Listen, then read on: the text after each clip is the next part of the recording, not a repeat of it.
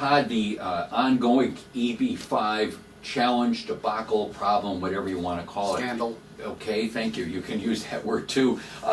Got a little hotter just this week when the Democrats hired a noted, dare I say famous, maybe infamous lawyer, Patrick Duffy from Rapid City, to represent them, to try and stir up even more conversation about this EB5 thing.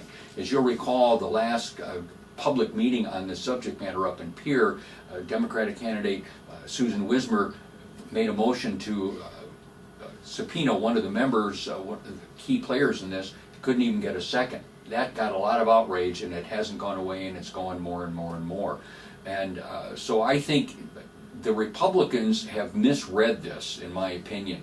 This has got legs. Even people who don't pay attention want to know where all the money went and how these deals were put together. And I don't think my Republican friends get that. Duffy is probably one of the best trial lawyers in South Dakota. He's very well regarded. He's a smart guy. But he ironically had to say, I can't really come up with any causes of action for my clients. So, but he's also apparently an honest lawyer. So what I thought was interesting this week, the Democrats in the state have had trouble messaging for a very long time. But for a week, they've had sustained attack on Rounds and Dugard through the EB5 scandal. They had a press conference Tuesday, I believe, and then they had another press conference Friday.